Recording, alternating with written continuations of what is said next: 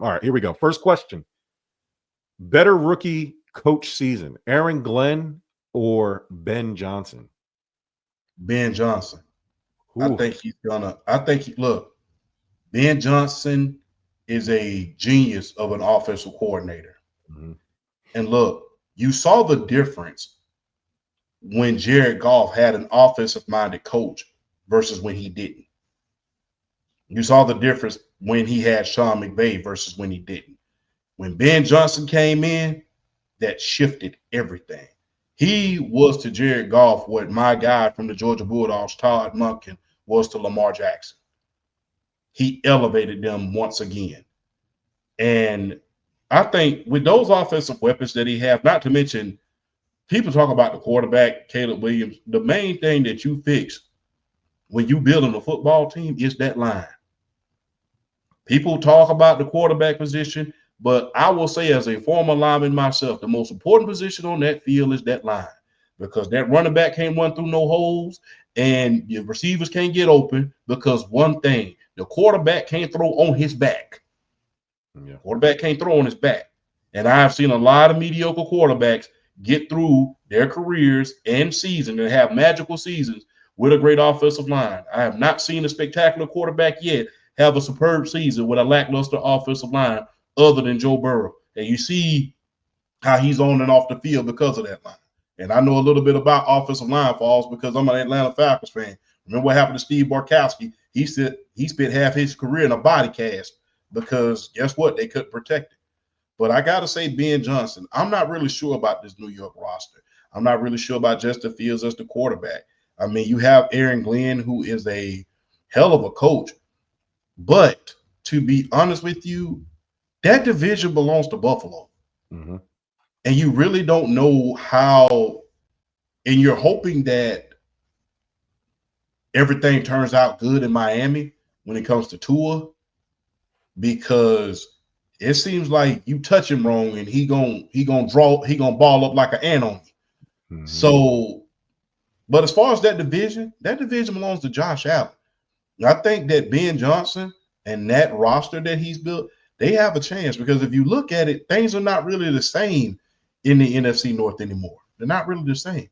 You don't know what you're getting with J.J. McCarthy. You don't know.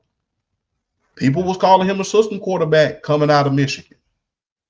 Won a title, though. I mean, on the title, but people was calling him a system quarterback mm-hmm. coming out of Michigan. Because remember, they had a defense and a two-back combination that to die for. Yeah. So you don't know how they're going to be. You don't know how Jordan Love is going to do. He's a turnover machine at times. He makes careless mistakes at times. He'll throw you into a game and he'll throw you out of one. And you don't know the effects that's going to happen around the Detroit Lions and you taking away damn near their entire coaching staff. Think about this. Your offensive-minded coach left, Ben Johnson. Mm-hmm. Then your defensive coordinator, he leaves. Then your receivers coach leaves. Antoine Randall, he left. And I know more than anybody about a shakeup on the offensive defensive side of the ball. Look what happened to Matt Ryan when Kyle Shanahan left. Yeah. Steve Sarkisian came in for that 1 year right after that. But after that, it was pretty much like really up and down for the offense. So I have to say Ben Johnson. And I think if anybody can get him and get Caleb Williams in gear, I think it will have to be Ben Johnson. And he can use him in a lot of different ways, just like he did with Jared Goff. I think that Caleb Williams, he can get him in a few places. And he came from an offensive-minded coach in Lincoln Riley, in the air raid system. So he is familiar with I think when you have an offensive-minded coach with a rookie like that, not to mention that line they just revamped, they can do big things. And people don't take this into consideration. About a year ago, Chicago was number one against the run. So you have and Montez Sweat, shout out to PFP once again, because my Atlanta Falcons tried to trade for Montez Sweat before Chicago swept them from right up under our noses. So Montez Sweat and that defense that they have, given what they can do and that roster, it's no joke. So I think that Ben Johnson definitely have a chance to at least make the playoff this year. I can't say the same thing about Aaron Glenn because that division belongs to Buffalo at this point. I mean, they reign, and you don't know how far along that Mike Vrabel is going to bring this team as far as the New England Patriots goes with Drake May. You don't know, and you have Tua. I don't know how they're going to use Justin Fields. Justin Fields hasn't really shown me anything. Granted, he's from my home state. He's from Atlanta, Georgia. Was a Georgia Bulldog before he went to Ohio State. But I don't necessarily – there's a reason why he got benched last year in favor of Russell Wilson. I just don't know how he's going to react towards this, being on the big stage and being the guy for the first time since Chicago, where you know they're not going to be running any offense, because in Pittsburgh, they kind of matched them a little bit. Arthur Smith kind of matched them a little bit. He was putting them in situational ball where, you know, you dick and dunk here, you dick and dunk there, and then, you know, you do just enough for us to win. I don't think Aaron Glenn and this coaching staff is going to do that with him and baby him. I think they're going to throw him out there and say, hey, we just paid you. You got to go win. I'm not going to value success over winning the division. I think that's highly unrealistic to ask of a rookie head coach. I think that Aaron Glenn will have an easier time because there's less pressure for the reasons you said. They're not going to win the division, so he will have less pressure to perform. Ben Johnson's going to have a former number one pick that everybody liked, and not me though. I've said it, but from the beginning, I said, "Hey, Caleb Williams. The only thing he's good at is crying in his mom's arms because he can't play football. He forgets to play football." I said Chicago better draft Jaden Daniels, and they went with Caleb Williams. And his rookie season went terrible. You can blame the offensive line. There's plenty of great quarterbacks who have bad offensive lines and somehow make it work. Caleb Williams did not look good. There's nothing about Caleb Williams when I watch him play football that I say he's really good. I just wish he had a better offensive line. No, he looks like he would just be average, even if he had a good offensive line. Nothing about him seemed like if you're that dude, you'll make it work. He made nothing work. He was terrible. So listen, he was a rookie. I have a 3-year sample size rule. But based on what I've seen, Ben Johnson ain't going to fix Caleb Williams. And also, I'm going to trust the former coach or a former player who's been a coach, a successful coach. And the Lions last year had 21 players on injured reserve. 16 of them were on defense. And he somehow overcame that, and the team was still successful. Give me that guy. And what are the Jets known for? Even though they were bad, what did they always have good? Good defense, because they had good personnel. What do you got? You got a defensive coach. So that team is not going to be relying on Justin Fields. Justin Fields is just there to see if they can salvage whatever talent he has, because I think people still acknowledge he has the tools. Aaron Glenn is going to fix that. He's not going to have the pressure that Ben Johnson, because the offensive coordinator always gets the pressure because the offense is the shiny thing that everybody pays attention to. So if the Chicago Bears aren't an instant success, Ben Johnson's going to have a tough time. Aaron Glenn's going to be coasting. And little do you know, by the end of the season, we're going to say, you know what? The Jets, you know, just like kind of like the Lions when they hired Dan Campbell. I said it. Me and Bert said it on the show. Lions fans, Detroit fans, give them 3 years. You need a year to assess what you have. Then you need a year to clean it up and get your guys in, and then a year to instill your stuff. After year 3, the Lions will be good. And literally, according to plan, now they're a contender. If you want somebody to emulate that as close as possible, Aaron Glenn is the guy to do it. He was closest to Dan Campbell. He's closer than Ben Johnson was. He's as close to Dan Campbell, not in terms of friendship, but in terms of coaching style, to Dan Campbell. And they already have a good head start because the personnel is almost in place for them to do it. So I predict the Jets will be who the Jets are, but they're going to have a really good defense. And they're going to, as long as you can say, you know, if you remember, the Lions had like 3 wins the first year, but there were a lot of those wins were like 3-point losses. Like it was a lot of those because he was still figuring it out. I feel like the Jets are going to be on that kind of time, and we'll see what happens, because I'm very excited. But yeah, Aaron Glenn, I like guys like that. I like player coaches. I like the guys who hold people accountable. And Aaron Rodgers just told a story where basically he flew. Aaron Glenn had him fly across the country to sit him in an office and tell him to fuck off, which is great. Like, hey, we're not picking you, bud. Sorry. How you want it done? Like, sorry, we're not negotiating here. Like, you're not here. You want us to say we cut you. You want to leave on your own. You want us to like whatever you want it, but you ain't my guy. And that's the energy I like. Ben Johnson seems like to whom it may concern type email guy. He seems like one of those. Next one, give me the most overrated teams, one in the NFC and one in the AFC. One in the AFC. Let me see. Got to go with Miami. Yeah.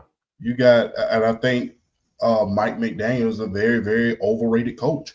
Mm-hmm. He's a poor man's Michael Shanahan. Well, I won't even say he's a pro man. He's a broke man's Mike Shanahan. Yeah. Well, Kyle Shanahan, excuse me. The thing is, what I don't get about him and Kyle Shanahan is this. That zone blocking West Coast offense is designed for you to do one thing and one thing only. Let's run that ball. Yeah. So why don't you run the ball when you are in these situations rather than trying to throw yourself out of a game?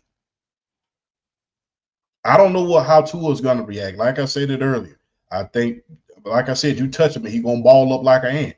It's always very, very, I kind of cringe when I watch him play because because if you really look at that concussion that he had it really wasn't a hard hit.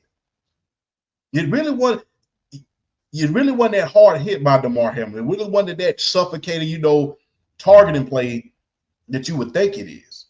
So I have to go with, Miami because, like I said, they have these receivers. They have the offensive personnel. But what are you really doing with this team? What's the identity? Yeah. You have the West Coast zone blocking scheme, Mike McDaniel, and you basically went on the road and laid an egg. You got to the playoffs. And at this rate, Miami, you're not going to be able to play a lot of home playoff because if you really notice something about them Florida teams, you get them above that Mason-Dixon line, they gonna fold. Yeah. They going to fold. So you're not going to play a lot of home games. You're not going to be playing in Miami during January, February. So, hey, you got to get used to playing on the road. I don't know what they're going to do, but I don't know how Tua is going to stack up. Yeah. If you ask me, they paid him way too early. Yep. They paid him way too early. And you can have all the receivers in the world that you want on a team. You can have Jerry Rice, Larry Fitzgerald, Calvin Johnson, and T.O. on the same team.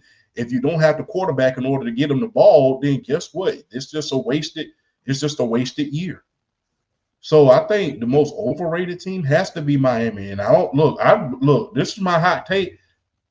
If they don't go at least 10-6 and make the playoff this year, hey, in the great words of the late great notorious Biggie Smalls, put your head between your legs and kiss his tail goodbye because I don't think you're gonna see Mike McDaniel in Miami no more. Yeah, he got one more year. Him and Tua. If I had to pick an overrated team in the AFC just based on a lot of the offseason talk, it's the Cincinnati Bengals. I have a rule here. You don't pay skill players. I don't care how good they are. Sorry. They just paying skill players, or when they're the highest paid players on your team, rarely, and I'm talking about like very rarely, result in championships. A lot of these teams will pay these players after, and then you don't see them in the championship again. Not only did they do that, they did it twice.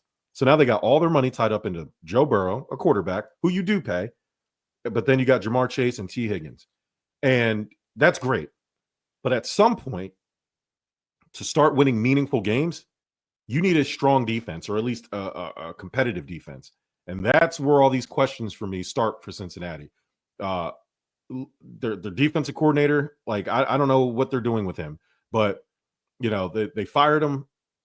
Like they should have fired him halfway through the season. Maybe they would have made it, and they replaced him with Al Golden, which whatever. But now they have this issue with Trey. Huh? Al Golden still coaching after that terrible job he did at the U. Yeah, apparently he's going to do a terrible job in Cincinnati. And then the other position that you're supposed to pay is pass rusher, but now they're in with beef with Trey Hendrickson. And then the first round pick, other pass rusher, who you, I guess, drafted to kind of replace him or pair with him, however that was going to work, hasn't even signed his contract because there's like weird language that they're trying to protect the team and not him. And it just, I don't know how they're going to resolve any of these issues, but you have all these question marks on your defense, and you got your best player on defense at odds, not reporting to camp. And I'm still seeing that the Cincinnati Bengals are like high on the Vegas odds of AFC and Super Bowl contention. To me, it's very overrated. Don't be shocked if the Bengals season ended up a lot like it did last year. So we'll see what happens there. They're the new Air Coryell, if you ask me. Remember the Air Coryell offense? They're the new Air Coryell.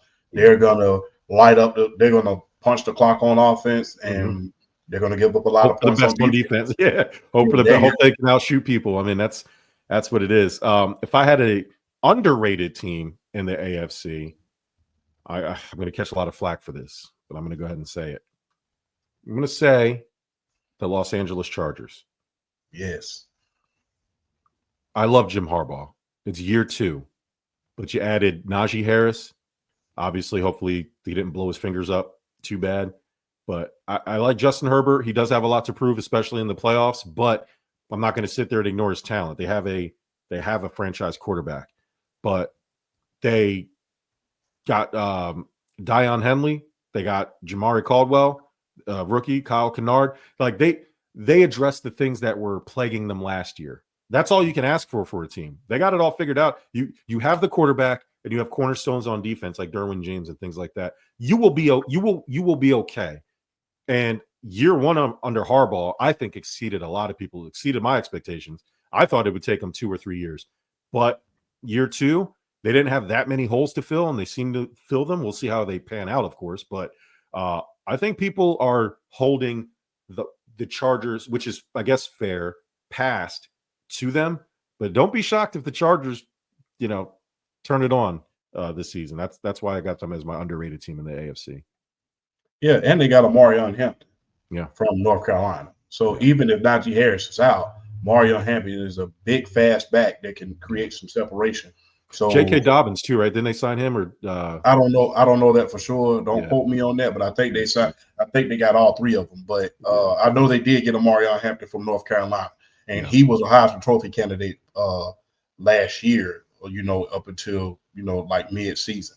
But I agree with you on the Chargers situation. No, he was on the chart. He's on the Broncos now. So I was mistaken. He was on there last year. But I agree with you on the Chargers. Another team you might want to watch is their division rival, the Broncos. Yeah, I want to watch them too because the way that Sean Payton, for all his offensive genius in New Orleans, he didn't have a staggering defense until it was at the end of the line with Drew Brees. Yeah, that's when Cam Jordan and that defense came into their own. And unfortunately, they kind of got the Montreal screw job put to them when they played Los Angeles in that NFC Championship, and that would have hurt me to my core to see them play on my home stadium up in the Mercedes-Benz Mercedes-Benz Dome up here in Georgia. But at the same time, I have to acknowledge the truth, man. I'm not a biased journalist. It was a Montreal screw job up there. They were supposed to win that game, but he didn't get that stifling defense until it was the end of the line with Drew Brees. Now that he has that.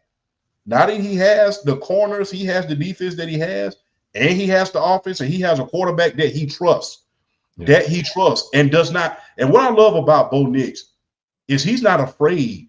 Whereas Russell Wilson, he kind of like shrunk from confrontation. I like the fact that, hey, I like he took Drew Brees' advice. He said Sean Payton is very, very demanding. You have to demand just as much from him back. And Bo Nix followed his advice. So really keep an eye on the Denver Broncos this year. I think they can do some things. If it weren't for Jaden Daniels, having that superb season that he had last year, I think Bo Nix would have won. Bo Nix would have undoubtedly won the Rookie of the Year because he did a damn bang-up job. And I think if he did win it, I don't think people would be going crazy. Like I think people would say something because I think statistically Jaden Daniels probably did have the best rookie season we've seen. But if Bo Nix won it, it wouldn't have been like some robbery. You know what I mean? Like Bo Nix would have earned it. So that shout out to the Broncos. Overrated team in the NFC. The Arizona Cardinals. Yeah. I don't have no faith in Kyler Murray. I think this is like he got about, hey, in the great words of Scarface, you only get a minute to pray and a second to die. And I think he about to die out there in Arizona, man. And I don't really think at this point, I'm surprised that the Steelers didn't take a chance to get him, or somebody didn't take a chance in order to get him, because I think his days are numbered. Yeah. And I think he has the most to prove this year out of any quarterback, if you want me to be honest with you. Because look at what Cliff Kingsbury has done now that he has a cooperative quarterback. Yeah. Yeah. 100%. I'm shocked Cliff Kingsbury didn't get a head coaching job. I don't know if he wanted one, but yeah, I'm with you 100% there. If I had to go overrated NFC team, I'm going to say the Niners. Ooh. I think a lot to do with kind of like how the Bengals are. I think there's a lot of benefit of the doubt with the Niners, and they got a lot of question marks.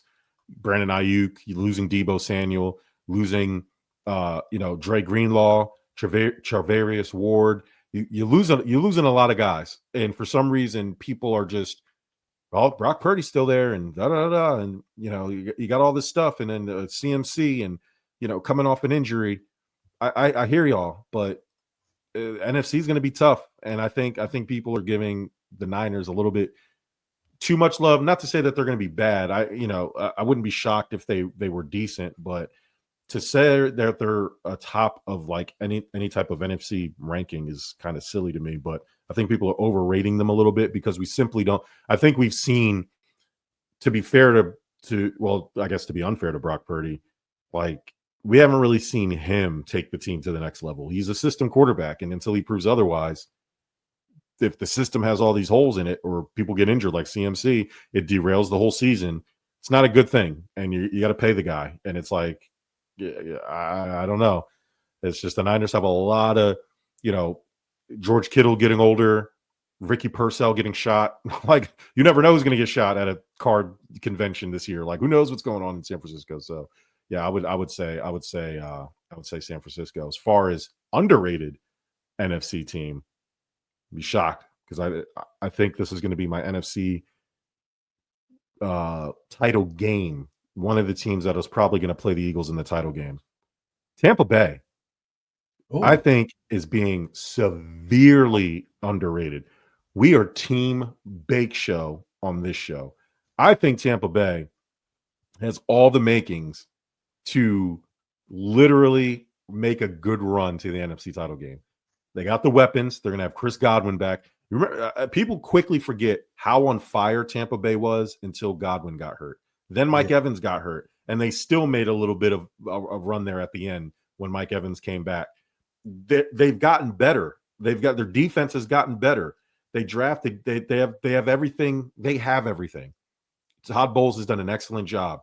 Baker Mayfield has gotten better and better every year he's been there. There's no reason for me to believe that he's going to regress. He has proven that he can be a franchise quarterback here in Tampa. Again, people need the right system. People need the right support system, right everything. I don't believe in, this guy sucked in this spot, he's going to suck in the next spot.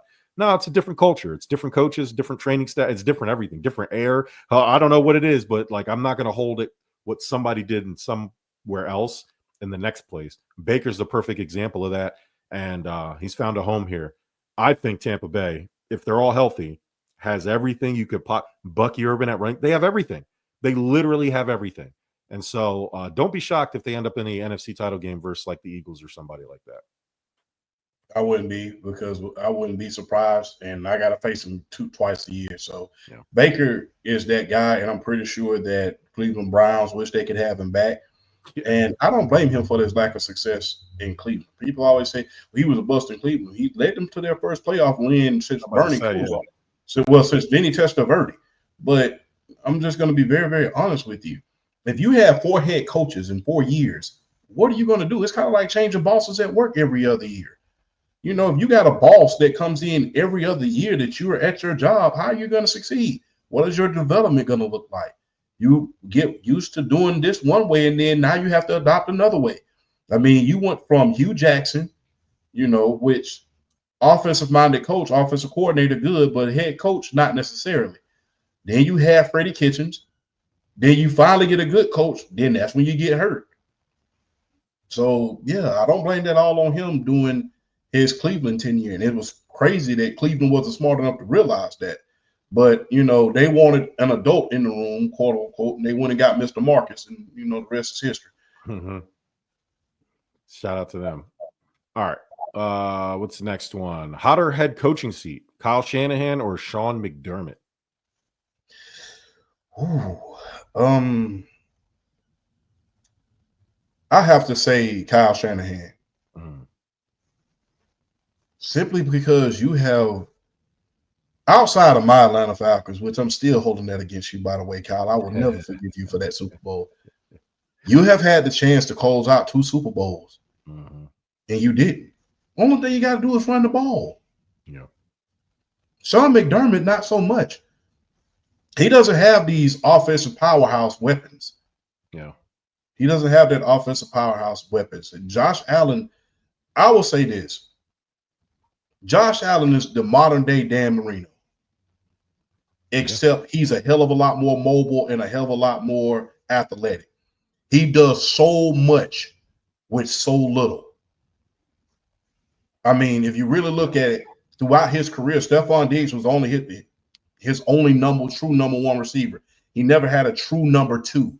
When you look at a lot of teams around the league, some of the best quarterbacks in the league, when you look at Joe Burrow, when you look at Jalen Hurts, when you look at even Dak Prescott, when you look at a lot of these teams, they have 2 number 1 receivers on their team. Yeah. Josh Allen only had 1. And before that, I was very critical of Sean McDermott because the thing is, before my Georgia Bulldog, James Cook, came into his own, I used to criticize Sean McDermott. You're going to get Josh Allen killed out here for running him like you do. Remember the year he lost the MVP to, I think it was the year before last year, he lost the MVP to Lamar Jackson. His usage rate on offense was the highest in the league. I think it was 85%. Yeah. The stat was, I believe this past year, 80% of the team's production came from Josh Allen by himself. That's nuts. That's sick. That's the highest percentage in NFL history. There you go. So I believe that Sean McDermott, he's going to win because he has Josh Allen. He has the modern day version of Dan Marino, except a hell of a lot more agile. With Kyle Shanahan, you've had these damn super teams. Yeah. You've had them every year. The thing about that Super Bowl run that he had the year before last is he won every game when CMC touched the ball 20 times. Every time he touched the ball 20 times, they won the game, except for the Super Bowl. Why don't you run him rather than trying to pass it? You only needed a few yards in order to kick the field goal. Sean McDermott. I was going to say Sean McDermott's under more pressure because of Josh Allen. Like, you are wasting the best quarterback in the league in terms of physical talent, if not 1, 2, however you want to say it. Josh Allen's one of the greatest talents at quarterback we've ever seen.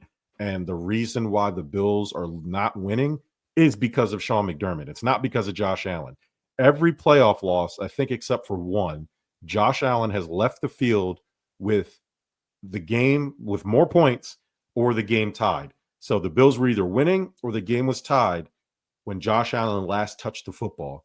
And because Sean McDermott, who's a defensive coach, continues to make blunders and gets out coached in the playoffs, it's the pressure. His seat is hot because the Bills are closer than the Niners are. The Bills have the superstar quarterback who has done literally everything for you. Sean McDermott doesn't get it done this year. The Bills need to fire him, period. Like, I don't care how nice he is. I don't care that he claps after every bad play to encourage his teammates. If he wants to be positive, go be a counselor for the team. I don't care what you do. But when it comes to winning time, he's proven time and time again, he can't get it. He can't get over the hump. So to me, the seat is hottest for Sean McDermott because he has Josh Allen. And the Bills can't waste, the NFL can't waste Josh Allen on another year of Sean McDermott not knowing situational football. So last one. More likely another Marty Schottenheimer. Yeah. I mean, seriously. I mean, because we've already, like, how close do you want us to get? Like, you know what I mean? In some years, you're regressing. I can handle constant losses in the AFC title game. At least you're getting there. I can get the ball swings one way or the other. But it's like first it's a second round, and then this AFC title game, or we don't make it there. Like and again, I can handle losing.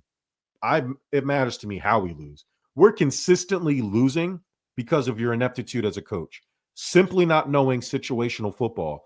And it's like you're making first and second and third year mistakes, and you're going into year 9, year 8, however long it's been. Like enough. And at some point, you can't, the glass half full, you can't always, at some point, the glass half full becomes glass half empty. You know what I mean? Like at some point, you have to make that switch of, yeah, I know, like the 17-year drought. Cool. That was mad long ago. That was 17 years. You know, now it's okay. We have Josh Allen. We have a top 3 quarterback, and we have all this success.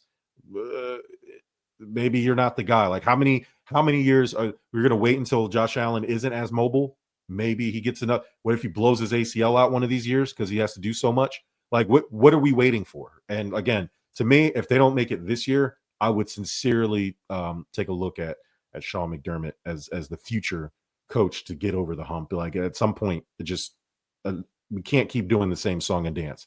Like, oh man, we'll go get him next year. Well, how many times do you want to say that? We've said it almost the last 4 years. We've been saying it. It's like it's enough. So, more likely to reach the Super Bowl again this year, the Chiefs or the Eagles? The Eagles. Yeah, I agree. I got to say the Eagles. I think the Chiefs lost half their offensive line. Yeah. They lost half their offensive line. I mean, you saw the flaws in their game, and then you don't know how the team is going to respond to Rashee Rice being suspended, however long he's going to be suspended. And it's just a lot of flaws going. And I think that Philadelphia is prepared to run it back. I think don't be surprised if you get an MVP caliber year for Jalen Hurts, man. Don't be surprised because I'm pretty sure as stoic as he is, as more Warren Moon-esque as he is, as far as his stoicism, you can best believe he's hearing the outside noise. Yeah. And for better or for worse, he's one of the most criticized quarterbacks in modern day history. I mean, if you ask me, they've criticized him more than they did Troy Aikman, if you ask me, because they often say, well, if it wasn't for this, and that, Troy wouldn't have won. And they're saying the same thing about Jalen Hurts. So don't be surprised, especially if he's fully healthy this year, that they unleash him.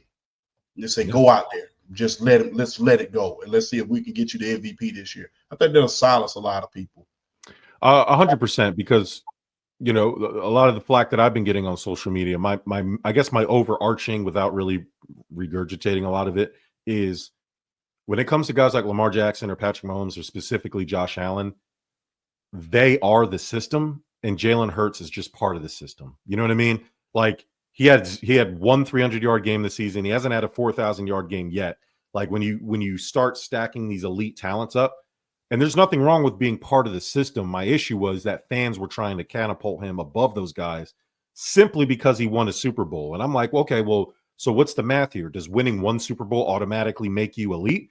If that's the case, then why isn't Trent Dilfer elite? Why isn't Brad Johnson elite? Why isn't a lot of these, you know, you wouldn't say that. You wouldn't say Eli Manning is better than Drew Brees because he's won more Super Bowls. Like, it's just that math doesn't work. Now, this season, it was all Saquon Barkley. Yes, the AFC, the NFC title game and the Super Bowl, Jalen Hurts did what he was supposed to do because the teams took the focus away from him and put it on Saquon, and he was able to kind of make him pay for it. I didn't say he was bad. I just said he's more of a system guy than any of the other quarterbacks we're trying to compare him to. Now, to your point, if all of a sudden he starts bombing and he's the reason why the team is winning specifically, I'm with you. We just sat there and said Josh Allen statistically is responsible for 87% of his team's success.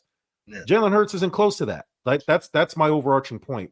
To be part of a system isn't the problem. It's just the fans want him to be more than what he is. And if he goes out and wins MVP because he's putting up the same type of stats or doing the things that Josh Allen is responsible for doing, fucking Josh Allen caught a ball, ran in and threw a ball in the same game. Like, come on, man. Like, I'm not saying you have to do all that. I'm just saying, like, there's levels to it. If you watch Josh Allen play and how the Bills win, What I'm saying is Jalen Hurts couldn't take that Bills team to the AFC title game. And if somebody tells me that they think he can, they're lying. It's not true. It's not true at all. Jalen Hurts hasn't shown you anything to that level. He is shown to be good.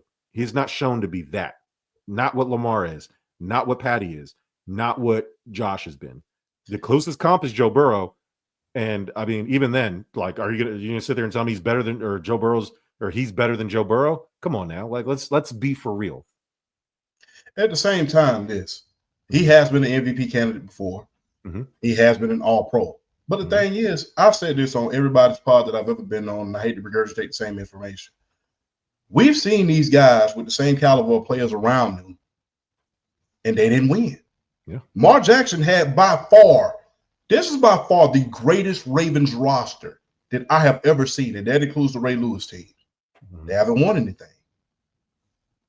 If you now, is that a quarter? Is that do you look at that and say? Because I hear a lot of that. I hear who's a better winner, who's a winning. What did he play defense too?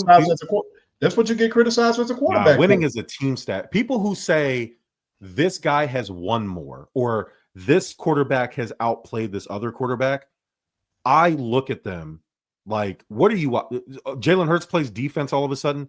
Quarterbacks don't play each other. There's no outplaying. He didn't outplay him because if any, Jalen Hurts outplayed the Chiefs defense, sure. Has nothing. What Jalen Hurts does on the field, me and you, I'm a better free throw shooter than you. Yeah, you are. Not by much. right. But let's say not by much. Let's scale it. Like first off, let's agree on this. Talent-wise, Josh Allen is more talented than Jalen Hurts. Can we say that? Okay. So I'm more talented than you at shooting jump shots or 3-pointers, right? Yeah. I have Manute Bol standing in front of me, and you have Muggsy Bogues standing in front of you. Who's going to make more 3-pointers generally? You are. Yeah. Because you have but did you outplay me? No. We had different circumstances. This notion that quarterbacks outplay each other. Oh, he's outplayed Patrick Mahomes twice in the Super Bowl. What the fuck does that have to do? What does Jalen Hurts playing against the Chiefs defense have to do with whatever Patrick Mahomes did? Nothing. Literally nothing. Joe Burrow has proved that you could be the best. Joe Burrow had 5,000 passing yards. As a quarterback, probably a better season than even Josh Allen in terms of the problem is they didn't win, so that gets hold it up against him. Is that Joe Burrow's fault? Would you look at anything the Bengals did this past season and say, man, if Joe Burrow threw for 6,000 yards, like nothing, it doesn't matter how good a quarterback plays if the defense is bad. It doesn't matter if Jalen Hurts, quote unquote, outplayed Patrick. That has nothing to do with Patrick Mahomes. Quarterbacks can't outplay each other because they don't play each other, period. So this notion, and then winning, that goes to the winning argument. What do you mean he wins more? No, he's just on a better team. The Eagles roster, they have top 5 everything. They have top 5 coach, top 5 running back, top 5 offensive line. That was the same thing a couple of years ago when they went to the Super Bowl. They literally had top 5 elite everything except running back. So what happened to Jalen then? They had to go get Saquon to win. Jalen wasn't good enough. Because the system didn't allow for that. They tried to make it through Jalen, and they couldn't do it because he's not on that level. You're going to tell me that Joe Burrow or Lamar or Patrick or Josh couldn't win with this Eagles roster? Come on now. Like let's be respectful without being delusional. Yeah. When this whole thing started, if you remember, I said Jalen Hurts. My main point was that winning the Super Bowl wouldn't change where Jalen Hurts ranks among all the quarterbacks. I said he's somewhere in the 8 to 12 range, if we were being honest. ESPN has him at 6. These other places have him a little higher. Some places have him a little lower. But he's right where I said he would be. He didn't. But the Eagles fans want him to be the second best quarterback in the league or the first because he beat Patrick Mahomes. He didn't beat Patrick Mahomes. He beat the Chiefs defense. That's how he won the Super Bowl. Like it's ridiculous. It's such a ridiculous. I don't understand why people keep making it. It's unbelievable. At the same time, if they look, well, the thing is this: we criticized Peyton for years because he had a stacked roster and didn't win, right? Mm-hmm. Mm-hmm. We're criticizing Lamar because he has a stacked roster and doesn't win, right?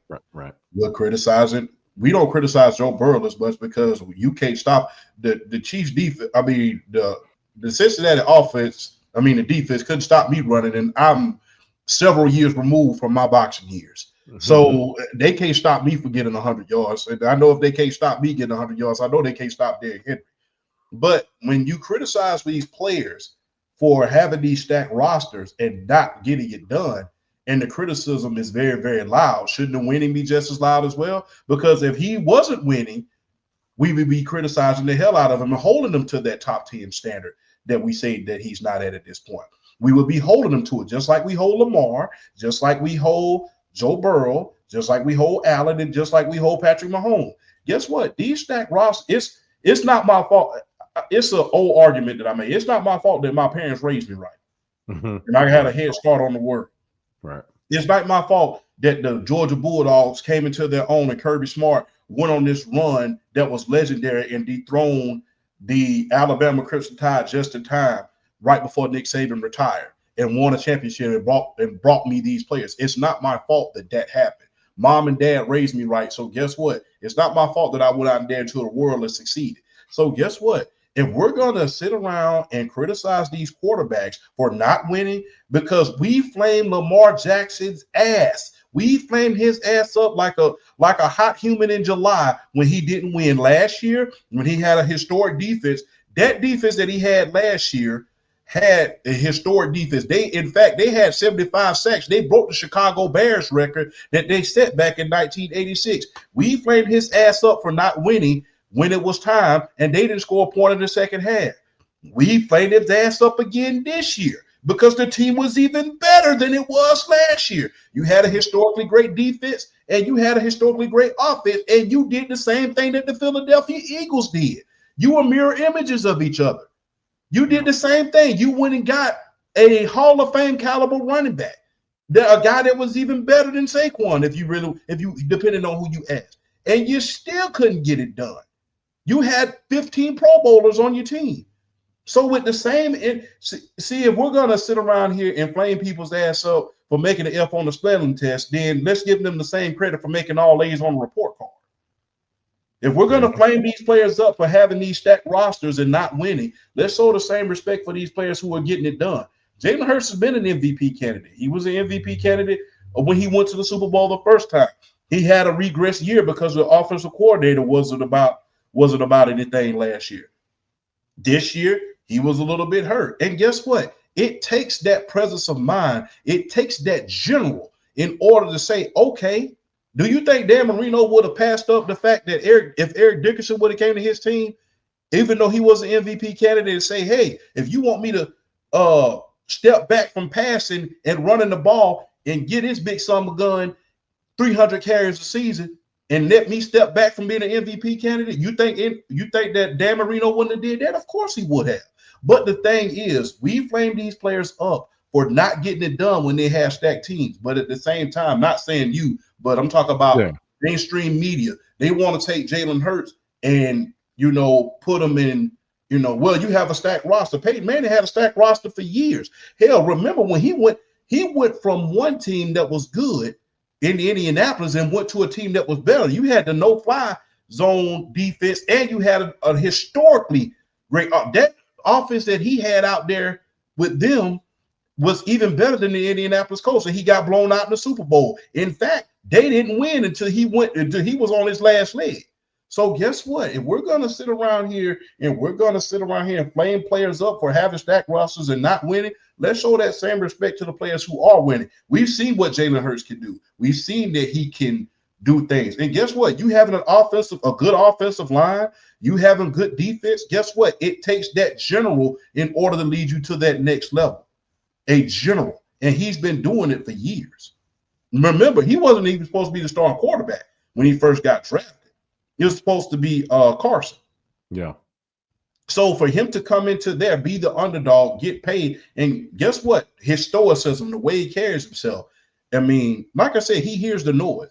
But the thing is, if I have to take a backseat ride as a general, knowing that I'm an MVP candidate, knowing that I'm an all-pro, knowing that I can put up stats, hell, he just didn't start putting up stats. He was a Heisman candidate back when he was in Oklahoma with Lincoln Riley in the air raid. And if you look at the progress that he made from Alabama from what people said, well, he was a game manager, to the progress that he made when he was with Lincoln Riley, he's very damn capable of passing for 4,000 yards, for putting up those kind of numbers. But if I have to take a step back in order to give a main piece of my Super Bowl puzzle, that being Saquon Barkley, his chance to shine in order to win, guess what? I'm going to do that as a general. And I think that puts him in certain conversations that we need to recognize.